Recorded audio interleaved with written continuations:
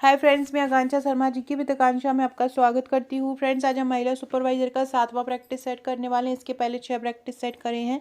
बहुत ही शानदार मॉडल प्रश्न है, वो उनको जरूर कर लीजिएगा। आपको डिस्क्रिप्शन बॉक्स में मैं इसकी प्लेलिस्ट की लिंक दे दूंगी। साथ में आप मेरी प्लेलिस्ट भी चेक कर सकते हो, उसमें प्रैक्टिस सेट सुपरवाइजर के नाम से ये मिल जाएंगे आपको।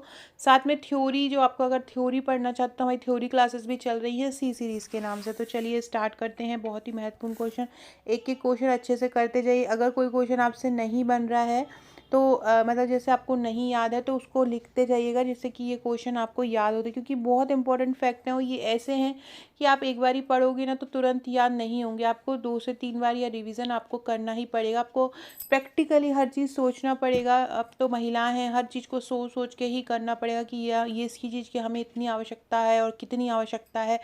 ये सभी चीज़ें आपको अच्छे से करना पड़ेगा। तो पहला है ICMR के 2020 के अनुसार गर्भवती महिलाओं के लिए जिंक की RDA कितनी है। एक ICMR जो होता है, जो इंडियन काउंसिल रिसर्च सेंटर होता है, भारतीय आयुर्विज्ञान विज्ञान संस्थान। तो ये क्या बोलता है कि भारतीय आयुर्विज्ञान प्रबंधन संस्थान होता है इसका, जो फुल फॉर्म होता है ये। मतलब अपनी एक रिक्वायरमेंट हर व्यक्ति की हर अवस्था के दौरान जारी करता है। तो अभी हाल ही में इसमें जो हमारे पास अभी रिपोर्ट है वर्तमान में, वो 2020 वाली रिपोर्ट है। उसके पहले 2010 वाली थी। तो 2020 की रिपोर्ट में इन्होंने क्या कहा है कि जो गर्भवती महिला हैं उनको जिंक की आवश्यकता कितनी पड़ती है। 10 milligram per day, 14.5 milligram per day, 15 milligram या 20.5। तो जो ICMR 2020 है उसके अनुसार गर्भवती महिला को 14.5 मिलीग्राम जो है जिंक की आवश्यकता होती है। अब आप ये सोचेंगे कि RDA का मतलब क्या होता है। तो जो RDA होता है उसका मतलब होता है रिकमेंडेड डाइटरी अलाउंस, मतलब अनुशासित आहार भत्ता। मतलब कितना आहार की अनुशंसा की जाती है। इसका RDA का मतलब होता है रिकमेंडेड। रिकमेंडेड का मतलब होता है जो भी आपको बोला जाता है, जो भी आपको अनुशंसा की जाती है। इसके अलावा D का मतलब होता है डाइटरी। डाइटरी का मतलब होता है आहार, जो भी आपका आहार है। और इसके बाद A का मतलब होता है अलाउंस। अलाउंस मतलब होता है भत्ता, मतलब आपको अपने खाने के लिए कितनी कितनी चीज़ों की ज़रूरत होती है, वो इसमें बोला जाता है। RDA के अंतर्गत दिया जाता है। RDA मतलब एक आपको कौन से आहार की कितनी आवश्यकता है, ये आपको RDA बताता है। अब इसके अलावा अब हम पढ़ते हैं ICMR क्या होता है। एक और बात ये और जान लीजिए, ICMR क्या होता है। ICMR का फुल फॉर्म क्या होता है। तो इसका फुल फॉर्म होता है इंडियन, I से हो जाएगा इंडियन, C से हो जाएगा काउंसिल, और ऑफ और M से हो जाएगा मेडिकल, और R से हो जाएगा रिसर्च। तो इस प्रकार ये होता है Indian council of medical research, जिसको हम भारतीय आयुर्विज्ञान अनुसंधान परिषद भी बोलते हैं। भारतीय आयुर्विज्ञान अनुसंधान परिषद ICMR को बोला जाता है। इस ICMR ने क्या बोला है कि गर्भवती महिलाओं के लिए जिंक की आवश्यकता कितनी है। तो 14.5 मिलीग्राम पर डे जिंक की आवश्यकता एक गर्भवती महिला को होती है ना। तो और इसके अलावा ये भी आपसे पूछ सकते हैं कि ये जो जिंक है ये क्या काम करता है। एक महिलाओं को, गर्भवती महिलाओं को, ये कोई भी महिला को जिंक की आवश्यकता क्यों पड़ती है। तो ये जो जिंक है ना, ये भी आपको याद रखना। जैसे कि मैंने पिछली बार बताया था आपको कि इसके पहले एक आयोडीन का क्वेश्चन पूछ चुके थे, कैल्शियम का क्वेश्चन पूछ चुके हैं सुपरवाइजर के एग्जाम में। तो इस बार जिंक का क्वेश्चन भी पूछ सकते हैं। तो जिंक क्या करता है, हमारे शरीर में जो इम्यूनिटी रहती है उसको मजबूत करता है। इम्यूनिटी को मजबूत कौन करता है। इम्यूनिटी को मजबूत करता है जिंक। जिंक तेज़ी से घाव भरने में भी मदद करता है। अगर तेज़ी से घाव भरना हो तो वो भी उसमें क्या मदद करता है, जिंक। इसके अलावा कुछ बीमारियां अगर हो जाती हैं तो उसके खतरे को भी कम करता है। गर्भवती महिलाओं के लिए और उनके बच्चे के लिए, दोनों के लिए ही ये बहुत ज़्यादा ज़रूरत है। क्योंकि जिंक की सघनता के कारण जो भी महिला के शरीर में कुछ भी प्रॉब्लम आती है तो उसकी रक्षा करता है। उसके अंतिम भाग में भी, जब भ्रूणावस्था के अंतिम भाग होता है, प्रेगनेंसी होने ही वाली होती है, उस भाग में भी इसकी सबसे ज़्यादा ज़रूरत होती है। तो याद रखिएगा इसकी दैनिक आवश्यकता कितनी है। ICMR के अनुसार गर्भवती महिला के लिए 14.5 है। इसके पहले जब ICMR 2010 की रिपोर्ट आई थी, तब इन्होंने माना था 12, लेकिन अभी ये 2020 की रिपोर्ट है तो क्या माना है, 14.5 मिलीग्राम पर डे माना है, याद रखिएगा। अगला क्वेश्चन है, इनमें से कौन भूख उद्दीप्त करने वाला हार्मोन है। भूख उद्दीप्त करने वाला हार्मोन कौन सा है, मतलब जो कि भूख को उद्दीप्त करता है, ऐसा हार्मोन कौन सा है जो कि भूख को उद्दीप्त करता है, भूख को बढ़ाता है। लेप्टिन, ग्लूकोगान, इंसुलिन या हेपरिन। तो भूख को उद्दीप्त करता है। देखो लेप्टिन जो होता है ना, वो तो एक सत्ताई भुखमरी हार्मोन है जो भोजन की भावना को कम करता है। लेप्टिन क्या करता है, भोजन की जो भावना होती है उसको क्या करता है, कम करता है, याद रखिएगा। ये आपको भोजन की अवधि और मात्रा को नियंत्रित करने में मदद करता है। लेप्टिन मस्तिष्क में एक केंद्रीय भूमिका निभाता है और आपकी भूख को नियंत्रित करता है। लेप्टिन क्या करता है, भूख को नियंत्रित करता है, याद रखिएगा। और ये क्या करता है, भूख उद्दीप्त तो करता है लेकिन ये उसको नियंत्रण करने का भी काम करता है। मतलब ये आपके भोजन का सेवन करने और उस भोजन का आपको किस तरह से आपके शरीर में उस ऊर्जा का उपयोग करना है वो काम करता है। तो ये बोल सकते हैं कि विशिष्ट खाद्य पदार्थ हार्मोन को बढ़ावा देने में मदद करते हैं, लेकिन खराब जो हार्मोन होते हैं, खराब जो खाद्य पदार्थ होते हैं, उनको भी निष्प्रभावी बनाते हैं। तो इसमें आपको भूख उद्दीप्त करने वाला अगर आपसे पूछें कि कौन सा हार्मोन है या ऐसा कोई हार्मोन बताओ जो कि मोटापे और वजन से सीधा संबंध रखता है, तो वो कौन सा होगा, लेप्टिन ही होगा। भूख उद्दीप्त करना मतलब होता है कि वो भूख के जैसे हमको भूख लगी तो उसके प्रति वो किस तरह की भावना जागृत करता है, तो वो कौन सा हार्मोन है, लेप्टिन। आपसे ये पूछ सकते हैं कि वजन कम करने में या लोग मोटापे की वजह से हैं तो कौन सा हार्मोन उससे सीधा संबंध रखता है, तो वो रखता है लेप्टिन। लेप्टिन का हिंदी मीनिंग होता है पतला। लेप्टिन का हिंदी मीनिंग क्या होता है, पतला होता है और इसको हम फैट बर्निंग हार्मोन भी बोलते हैं। लेप्टिन को याद रखिएगा, लेप्टिन को और क्या बोला जाता है, फैट बर्निंग हार्मोन भी बोला जाता है। मतलब ये हमारे शरीर में जो फैट होता है उसको जलाता है या फैट को कम करता है। फ्रेंड न्यू है चैनल पर तो चैनल को सब्सक्राइब जरूर कर लीजिएगा, वीडियो को लाइक कर दीजिएगा। और ये मेरा व्हाट्सअप नंबर है, अगर आपने आपका नंबर मेरे पास व्हाट्सअप पर सेव नहीं कराया है तो हाय और सेव इट क्लिक करके सेव करा दीजिएगा। तो महत्वपूर्ण अपडेट, महत्वपूर्ण क्वेश्चन यहाँ पे आपको हमारे व्हाट्सएप स्टेटस के थ्रू मिलते रहेंगे। अगला क्वेश्चन है, 1 किलोग्राम जल के तापमान में 1 डिग्री सेल्सियस की वृद्धि हेतु आवश्यक ऊष्मा की मात्रा को किस रूप में परिभाषित किया जाता है। देखो 1 किलोग्राम जल है, उसको जब जलाया कितनी डिग्री तक, 1 डिग्री सेल्सियस तक, तो जो ऊष्मा उत्पन्न होगी उस ऊष्मा को क्या बोला जाता है, उस ऊष्मा को क्या बोला जाता है, ये आपको बताना है। Kilo calorie, kilogram, kilo joule या जूल। देखो किलो कैलोरी क्या होती है, जो हमारे शरीर में जो भी हम खाद्य पदार्थ खाते हैं वो हमारे शरीर में ऑब्जर्व होता है, उसके बाद वो ऊर्जा उत्पन्न करता है, तो उसको ही हम किलो कैलोरी बोलते हैं। तो किलो कैलोरी एक ऊर्जा की इकाई है और किलो कैलोरी क्या है, एक ऊर्जा की इकाई है। इसका आंसर किलो कैलोरी हो जाएगा। और इसका उपयोग जब हम आहार को लेते हैं हमारे शरीर में, तो वो आहार किस स्थिति पर पचता है और किस स्थिति पर वो हमारे शरीर में एब्जॉर्ब होता है, उसको हम किलो कैलोरी के अंतर्गत डिफाइन करते हैं। तो याद रखिएगा, कैलोरी शब्द छोटा होता है और बड़ा शब्द क्या होता है, किलो कैलोरी होता है। ये हमारे शरीर को ईंधन देता है। ये हमारे शरीर को किलो कैलोरी ईंधन कैसे देता है कि आप जैसे कि मैं बोल रही हूँ, अगर मैं खाना नहीं खाऊंगी और तो मुझे ऊर्जा नहीं मिलेगी। मुझे चलने के लिए, काम करने के लिए एक ऊर्जा की आवश्यकता है, एक ईंधन की आवश्यकता है। और ये मुझको किससे मिलता है, ये मुझको खाने से ही मिलता है। और खाना जो है वो ऊर्जा में कन्वर्ट होता है, तो उसी को ही हम किलो कैलोरी पर परिभाषित करते हैं। कि जब हमारे शरीर में जो कैलोरी बनती है, जैसे कि हम कार्ब खाते हैं, फैट खाते हैं, प्रोटीन खाते हैं, तो उनसे हमारे शरीर में जो कैलोरी बनती है वही मुझे ऊर्जा प्रदान करती है। तो याद रखिएगा, 1 किलोग्राम जल के तापमान में 1 डिग्री सेल्सियस की वृद्धि हेतु आवश्यक ऊष्मा की मात्रा क्या कहलाती है, किलो कैलोरी कहलाती है। अगला है, बहुत ही इम्पोर्टेंट है, मतलब बहुत ज़्यादा।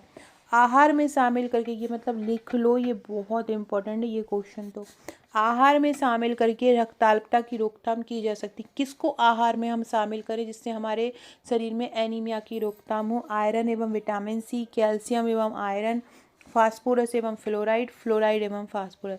देखो आहार में किसकी मात्रा हम शामिल करें तो हमको एनीमिया की रोकथाम की जा सकते हैं। देखो जब अगर हम जैसे कि किसी कोई कोई 2 टैबलेट का हमेशा कॉम्बिनेशन होता है।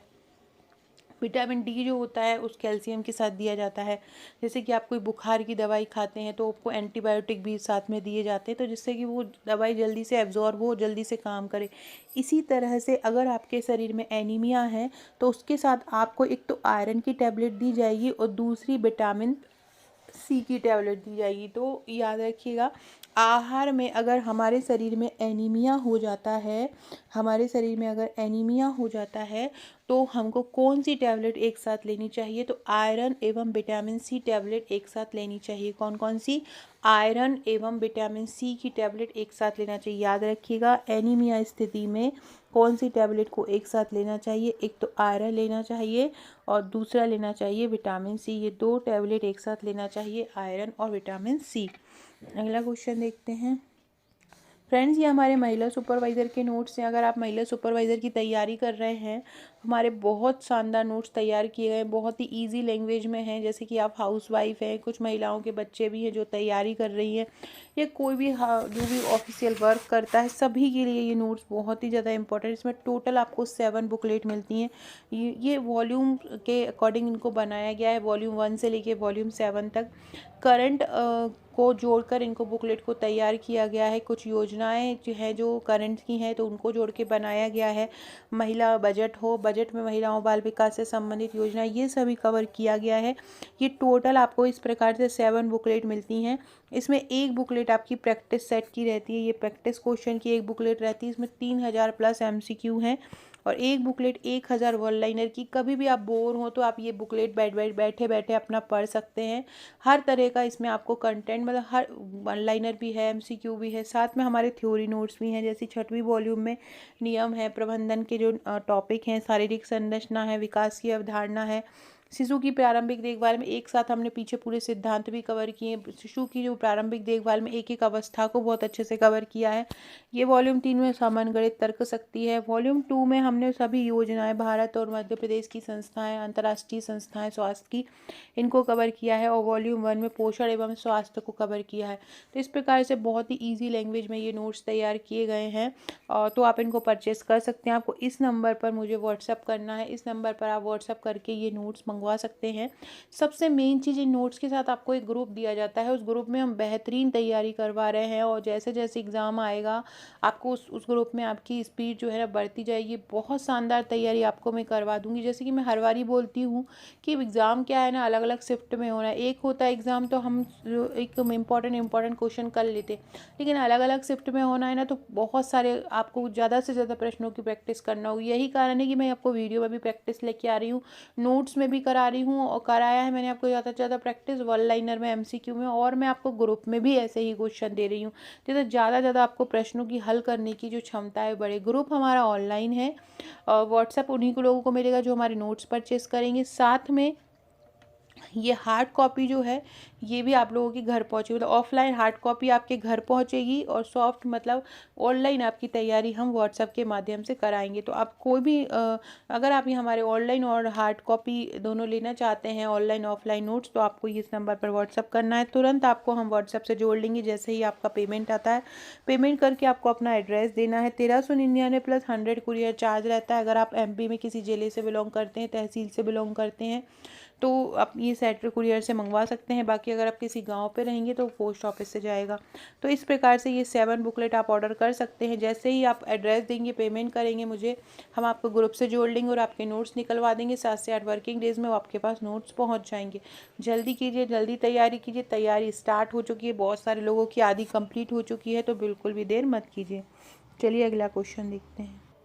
अगला क्वेश्चन है जो श्रवण शक्ति का ह्रास हो जाता है, दृष्टि क्षीणता हो जाती है, समन्वय की कमी हो जाती है। आमतौर पर किस उम्र में देखने को मिलती है? देखो ये तो ये बुढ़ापा जो वृद्धावस्था आती है उसी में ही देखने को मिलती है, जब सुन नहीं पाते हैं, देख नहीं पाते हैं। तो ये सब कौन सी स्थिति है? वृद्धावस्था।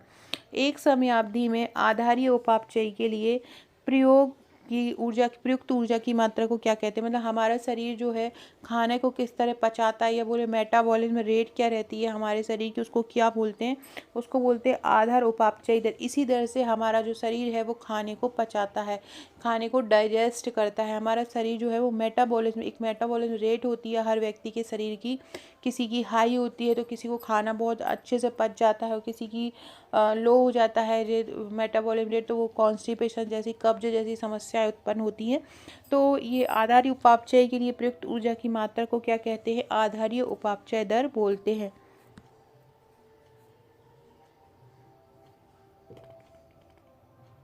अगला क्वेश्चन है हाइपो एल्बुमिनिया, हाइपोकैलिमिया और फैटी लिवर अधिकांशतः रोग से पीड़ित लोगों में देखने को मिलते हैं।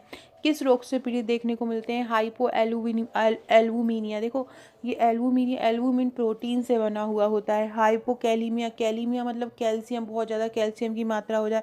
और फैटी लीवर, ये सब ये अधिकांशतः किस बीमारी में देखने को मिलते हैं? क्वाशियोरकर, इलेक्ट्रोलाइट असंतुलन, विषाणुजन्य यकृत शोथ या मरासमस। तो ये जो हाइपो एल्बुमिनिया है, हाइपोकैलिमिया है और फैटी लीवर है, ये क्वाशियोरकर जैसी बीमारियों में देखने को मिलते हैं। अगला है काली खांसी किसके द्वारा फैलती है? तो ये बिंदुक संक्रमण एवं सीधे संपर्क द्वारा फैलती है। कौन सी? काली खांसी। इसको पर्टुसिस बीमारी भी बोला जाता है।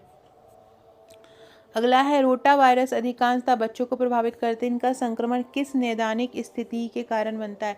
देखो जो रोटा वायरस होता है ये मनुष्य को, बच्चों को स्पेशली प्रभाव करता है। इसके बच्चों में क्या होता है? लूज मोशन हो जाते हैं, वोमिटिंग होती है, तो मतलब उल्टियाँ, दस्त, ये सभी चीज़ें बच्चे के शरीर में हो जाती हैं। तो ये किसके कारण होती है? Rota virus.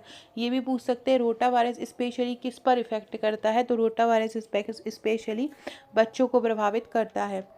अगला है मायोपिया, एक दृष्टि दोष है। इसमें क्या हो जाता है? दूर की वस्तुएं आसपास दिखती हैं, पास की वस्तुएं आसपास दिखती हैं, कम प्रकाश वाली वस्तु की पहचान में कठिनाई होती है, वर्णांधता उत्पन्न होती है। तो जो निकट दृष्टि दोष होता है उसमें दूर की वस्तुएं अस्पष्ट दिखती हैं। निकट दृष्टि में क्या होता है? दूर की वस्तुएं अस्पष्ट दिखती हैं। अगला है ICMR 2010 के अनुसार 7 से 12 माह के शिशु को स्तनपान करा रही महिला को कितनी कैलोरी की आवश्यकता होती है? तो 7 से 12 माह का बच्चे को अगर महिलाएं कैलोरी का पान कराती हैं 420 प्लस कैलोरी, मतलब जितनी कैलोरी उन्हें, जैसे कि अगर उनको 2000 किलो कैलोरी चाहिए है तो उसमें कितनी कैलोरी और ऐड कर देंगे जो महिला स्तनपान, जैसे नॉर्मल महिला को अगर 2000 चाहिए है तो अगर वो स्तनपान करा रही है तो उसको कितनी ज़रूरत और पड़ेगी? तो उसमें 520 और ज़रूरत पड़ेगी। मतलब अगर 7 से 12 माह के बच्चे को स्तनपान कराना है तो 520 किलो कैलोरी ज़्यादा लेना पड़ेगी एक स्तनपान कराने वाली महिला को। याद रखिएगा, एक स्तनपान कराने वाली महिला को 520 ज़्यादा कैलोरी की आवश्यकता होती है नॉर्मल कैलोरी से। अगर वो 2500 ले रही है तो उसे 3020 लेना पड़ेगा। अगर वो 2000 ले रही है तो 2520 लेना पड़ेगा। मतलब कोई जो भी उसकी कैलोरी इनटेक होगा उसमें 520 ज़्यादा हो जाएगा गर्भवती स्तनपान कराने वाली महिला को। अगला है ICMR 2010 के अनुसार गर्भवती स्त्री की अतिरिक्त कैलोरी की आवश्यकता कितनी होती है? अतिरिक्त देखो अभी हमने ऊपर क्या पढ़ा था? जो स्तनपान करा रही हो, यहाँ पे क्या है? गर्भवती स्त्री। गर्भवती स्त्री को 350 प्लस किलो कैलोरी एक्स्ट्रा चाहिए पड़ता है। स्तनपान कराने वाली को 505 चाहिए 50 चाहिए पड़ता है। जैसे टोटल अगर 2000 ले रहे हैं तो 550 एक्स्ट्रा हो जाएगा, 2550 हो जाएगा। ऐसे ही अगर यहाँ पे 2000 साधारण महिला ले रही है और अगर वो गर्भवती हो गई तो 350 एक्स्ट्रा लेना पड़ेगा। तो इसमें क्या आ जाएगा? 350 किलो कैलोरी आ जाएगा। मलेरिया के आम लक्षण क्या है? तीव्र कपकपी, बुखार, अत्यधिक पसीना, सिर दर्द, उबकाई, उल्टियाँ, रक्तअल्पता, सभी। तो सभी हो जाएगा। फ्रेंड कमेंट करके बताइएगा जो मलेरिया है वो किसके द्वारा फैलता है? किस के द्वारा फैलता है? जीवाणु के द्वारा, विषाणु के द्वारा, प्रोटोजोआ के द्वारा? ये मुझे कमेंट करके बताइएगा। सभी लोग कमेंट जरूर कीजिएगा। तो ये सभी चीज़ें याद जरूर कीजिएगा। मलेरिया के आम लक्षण ये क्या होते हैं ये भी, और कमेंट करके बताइएगा मलेरिया जो है वो किसके कारण फैलता है। अगला है गर्भस्थ शिशु की वृद्धि को नियंत्रित करने वाले कई हार्मोन के उत्पादन का मुख्य स्थल क्या है? गर्भनाल या प्लेसेंटा है। क्या है? गर्भनाल या प्लेसेंटा है जो गर्भस्थ शिशु की वृद्धि को नियंत्रित करता है। गर्भस्थ शिशु की वृद्धि को नियंत्रित करने वाला हार्मोन कौन सा है? प्लेसेंटा है, याद रखिएगा। अगला क्वेश्चन है बच्चों को विटामिन डी, कैल्शियम और फास्फोरस देने से किसकी रोकथाम होती है? रिकेट्स नहीं होता है। बच्चों में रिकेट्स जो हो जाता है उसकी हड्डियां पतली हो जाती है, तो ये बीमारी उसको नहीं होती है, तो याद रखिएगा। फ्रेंड्स, एक ग्रुप हमने ऐसा ही बनाया है निःशुल्क, जिसमें हम कुछ कराते हैं, उसकी लिंक आपको मैं कमेंट बॉक्स में डाल दूँगी, तो उसको भी ज्वाइन कर लीजिएगा। उससे आप डेली निःशुल्क क्विज बहुत सारे लगा सकते हैं। अगला है गर्भावस्था के दौरान ऊर्जा के किस स्रोत से बचना चाहिए? वसा ले लेना चाहिए, प्रोटीन लेना चाहिए, अल्कोहल मतलब शराब नहीं पीना चाहिए अगर आप गर्भावस्था में हैं। न्यूमोनिया के उपचार में आहार का लक्ष्य क्या है? शरीर की प्रतिरोधक शक्ति बढ़ाना बिल्कुल है, शरीर का भार कायम रखना ये भी है, निर्जलीकरण से बचाना ये भी है, तो इसका सभी आंसर हो जाएगा, चौथा इसका आंसर हो जाएगा। गर्भावस्था में अगर रक्तचाप बढ़ जाता है, बीपी बढ़ जाता है, तो उसको क्या बोलते हैं? एक्लेम्सिया, रक्ताल्पता, कब्ज या सीने में जलन, तो इसको क्या बोलते हैं? सीने में जलन बोलते हैं गर्भावस्था में अगर उच्च रक्तचाप हो जाता है। किसके आकलन के लिए पूर्व विद्यालयी बच्चों को प्रोटीन स्थिति का आकलन करने के लिए सीरम एल्बुमिन के स्तर को संकेतक के रूप में प्रयोग करते हैं? सीरम एल्बुमिन के स्तर को संकेतक के रूप में कम करते हैं, तो इसके लिए क्या होता है? देखो, इसका आंसर होता है पीईएम। पीईएम का मतलब होता है प्रोटीन एनर्जी माल न्यूट्रिशन। क्या होता है इसका मतलब? प्रोटीन एनर्जी माल न्यूट्रिशन होता है। पी का मतलब क्या होता है? प्रोटीन, और ई का मतलब क्या होता है? एनर्जी, और एम का मतलब क्या होता है? माल न्यूट्रिशन। प्रोटीन एनर्जी माल न्यूट्रिशन इसका मतलब होता है, और प्रोटीन की पोषण स्थिति का जानने के लिए इसका प्रयोग किया जाता है। तो याद रखिए क्या होगा इसका आंसर? पीईएम हो जाएगा। पीईएम का फुल फॉर्म क्या हो जाएगा? प्रोटीन एनर्जी माल न्यूट्रिशन हो जाएगा। सो फ्रेंड्स, ये था हमारा आज का वीडियो। बहुत ही शानदार क्वेश्चन थे, एक एक क्वेश्चन अच्छे से कर लीजिएगा। इसकी पीडीएफ हम सुपरवाइजर के ग्रुप में पहुंचा देंगे, जो कि आपको नोट्स के साथ मिली होगी, तो एक बार इसको तैयार कर लीजिएगा। Okay friends, thank you.